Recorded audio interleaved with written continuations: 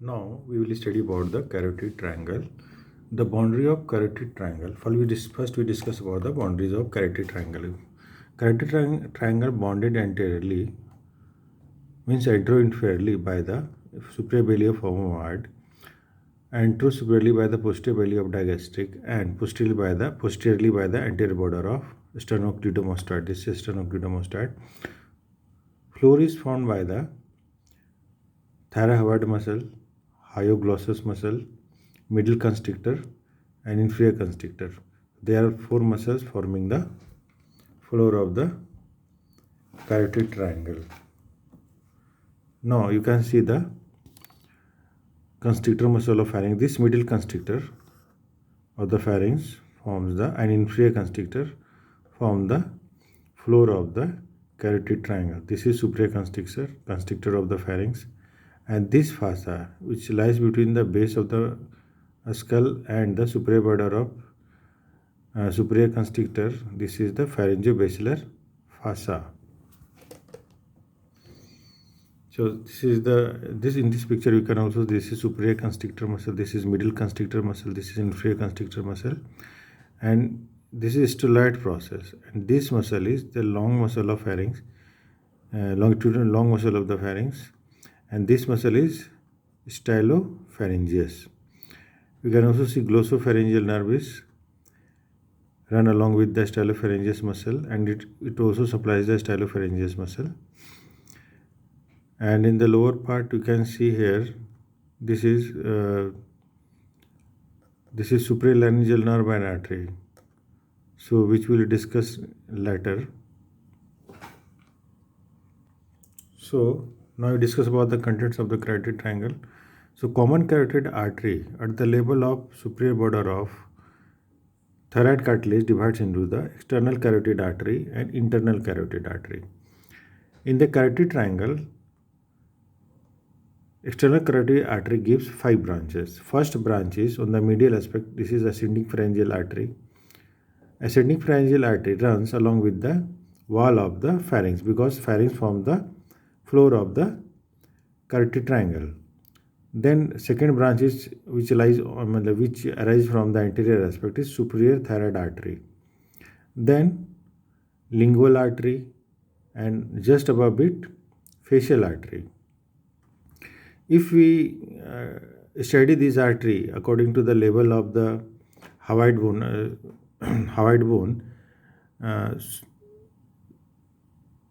then we conclude that the superior thyroid artery arises inferior to the greater horn of hyoid, and the lingual artery arises at the level of the greater horn of hyoid, and the facial artery arises above the level of the greater horn of hyoid bone. The fifth branch is occipital artery, which runs just beneath the posterior belly of digastric muscle. This is occipital artery. And so there are 5 arteries. Once again we revise: ascending pharyngeal artery, superior thyroid artery, lingual artery, facial artery, and occipital artery. These 5 arteries arises from the external carotid artery in the carotid triangle. Then this artery enters into the digastric triangle, and from digastric triangle this artery enters into the parotid region, means it runs within the substance of parotid gland, and in the substance of parotid gland, external carotid artery divides into its 2 terminal branches, maxillary artery and superficial temporal artery. Now,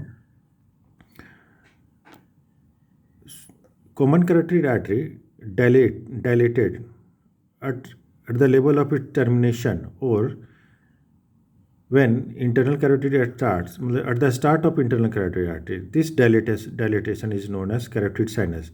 This carotid sinus, known as act as a baroreceptor. At this level, at the angle of bifurcation in the posterior part, you can also find the very small carotid body, which acts as a chemoreceptor. And in the carotid triangle, you can also find the internal jugular vein within the carotid sheath, and there are 3 veins which drain into the internal jugular vein. That one, the And then first the inferior one is uh, superior thyroid vein along with the its named artery, then lingual vein and the common facial vein. So there are three veins along with there are three tributaries of the internal jugular vein you find in the carotid triangle. Along with there are two nerves.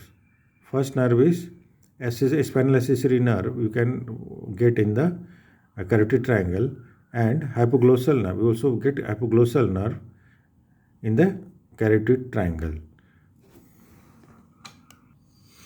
So beside accessory nerve and hypoglossal nerve, we can also get one branch of the vagus nerve, that is superior laryngeal nerve, which arises in the upper part and it runs downwards behind the internal carotid artery and external carotid artery, and in the carotid triangle or lower level it divides into the internal laryngeal nerve and external laryngeal. You can also get these two nerves in the carotid triangle, and we can also get the ansa cervicalis in the carotid triangle. Beside nerve, vein and artery, lymph nodes are also present within the carotid sheath along the internal jugular vein, and many lymph nodes are also present on the carotid sheath. Means lymph nodes are present within the carotid sheath and also on the surface of carotid sheath.